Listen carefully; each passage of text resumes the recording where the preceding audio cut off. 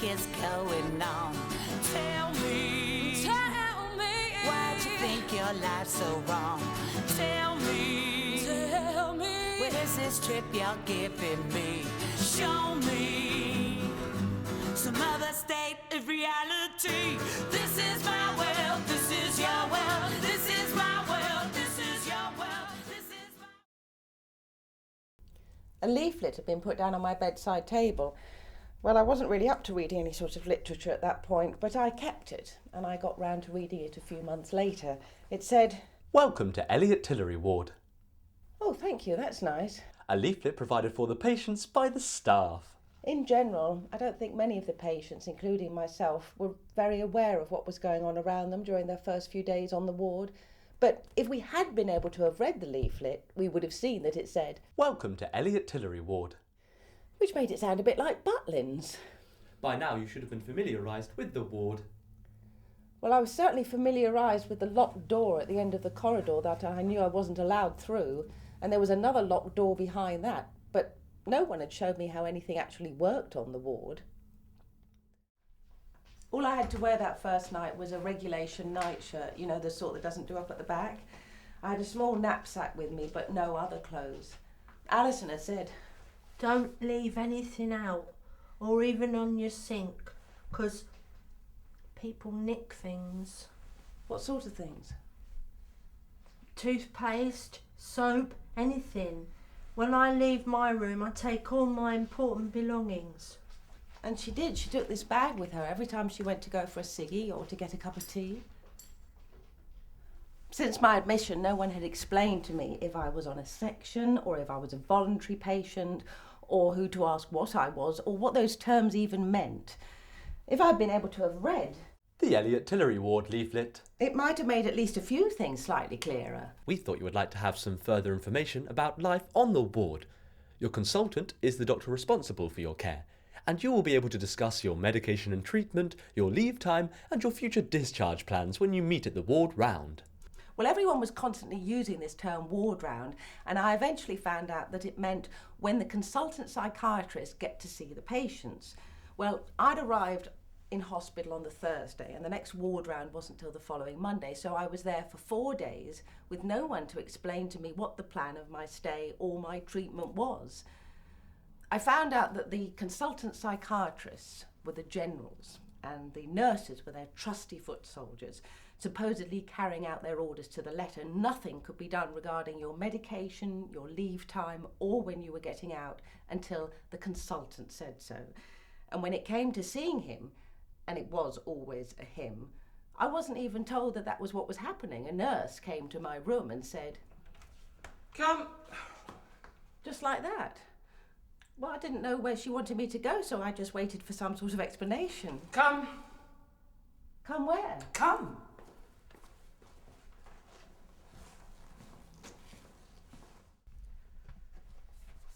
Hello? Claire, how are you? Yeah, okay, thanks. And what is your mood? Sorry? Your mood today. What is your mood?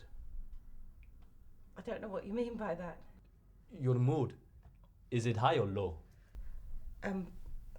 Well, low, I suppose. We're going to put you on some antidepressants and some diazepam 3 times a day and see how that works. And some Zopiclone for the night time. Oh, actually, I'd prefer not to have that because that's what I overdosed on. Oh, I see. I've been seeing a therapist for a while, and she said that she'd really like to talk to you if that was possible. We don't usually do that.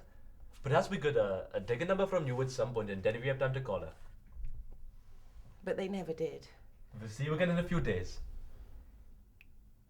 Many years ago, in what seemed like another lifetime, I'd been commissioned to write a play for an NHS nurses conference, and from somewhere in the back of my mind, I recalled that very old joke, what's the difference between God and a consultant? God doesn't think he's a consultant. Whenever I was in distress or in a bad way, the story was always the same.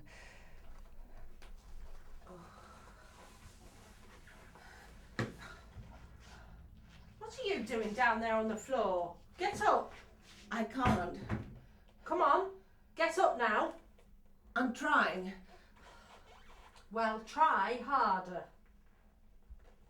Come on. on your bed. There you are. I'm really worried that I'm going to self-harm tonight. Oh, don't be doing that now.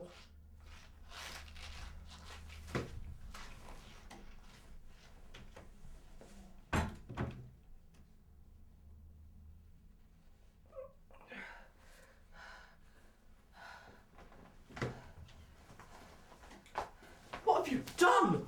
Oh my God! Oh! Where is it? Well, what did you use to cut?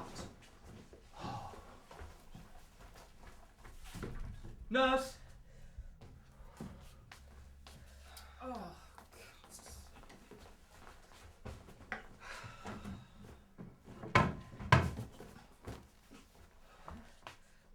So you're looking at yourself in the mirror? You're looking good to me, girl. Can I have an elastoplast? no. What? You're not getting any here. Now take one of those.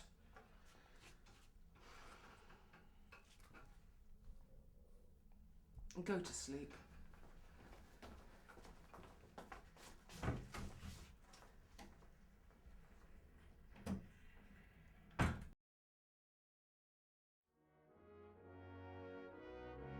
It was coming up to Christmas, never the best time of year for the lonely, mad or suicidal. But suddenly, the doctor started declaring that almost everyone on our ward was well enough to leave. Patients I knew had been trying to get out for weeks were all being given a completely clean bill of health. Coincidentally, I'm sure, that very week, a nurse told me that there was going to be serious staff shortages over the Christmas and New Year period, and that agency nurses were going to have to be employed by the NHS at extortionate rates. The Elliot Tillery ward offers moving on group sessions with the occupational therapist. So I went along to one. Tony was there, but refusing to join in. He was having a bad day. A chap called Paul was fast asleep in one of the chairs.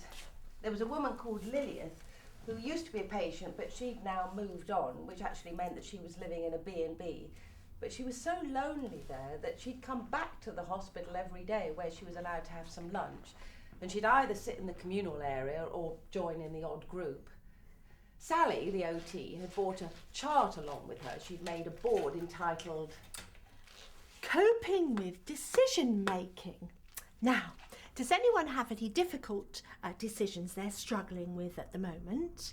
Perhaps in your home life, perhaps that you'd like to discuss? Maybe something needs to be fixed in your flat, or well, anything at all like that. Tony? No? Lilith? I hate where I'm living. Oh dear. They throw you out after breakfast and you can't go home until the evening. And then I just sit and watch telly and nobody talks to me. Right. And I'd like to come back here. Oh, but you can't, Lilith. You've got your own place now. I know. So, Tony, What? what have you got planned for when you leave? I haven't got anywhere to live except with my mother. We'll have to be a full-time carer. I see. Well, what it says here is coping with decision making. Now, let's see. Now, what would you do if you went to your flat and you went to the fridge and it was empty? What would you do? So I was thinking this must be a trick question because it can't be as easy as it sounds. Claire, what would you do? Go to the shops and buy something, if I had some money. Good, good. Now, there's an example of a problem that can be solved immediately. So let's write that down. Go to the shops and buy something. Phew, this was going to be a lot easier than I thought. Good, excellent. Now, can anyone think of an example of a problem that could be solved at a later date? Tony? Lilith, can you think of an example? She wasn't going to ask me this time, I could just tell. Well, an example of a problem that could be solved at a later date could be perhaps if something needed to be mended at your flat. Something needed to be fixed. Perhaps the heating didn't work. Well, you'd have to telephone the landlord, get him to call somebody to come round and mend it, wouldn't you? Good, excellent. Well, let's write that down. Heating to be fixed. Good, excellent. Now, the third category of problem. I was quite excited now. She'd missed me out once. Surely she'd ask me again this time. Can anyone think of a problem that could never be solved? Lilith? Tony? Claire? Afghanistan?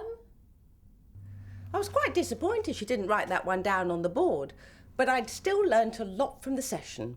I now knew that it was time for me to get the hell out of this place before I did lose what was left of my mind. I had to face whatever had brought me to this point in my life and either conquer the madness or try and take my life again, and this time do it properly and not make any stupid last-minute calls to therapists that meant I would ever end up in a place like this again. The nurses aren't there to care for sick people. It's almost like you're being punished for having a few more screws loose than them. They've all got their marbles, they've got a good job, and you're stuck in here. Becomes like a prison situation. There's no caring. Why do they have to make such a marked line between them and us? So they can patronise you. But mad people aren't necessarily thick. I mean, there's loads of famous and intelligent people who've all had some sort of mental illness. Virginia Woolf, John Keats, Tchaikovsky, Beethoven.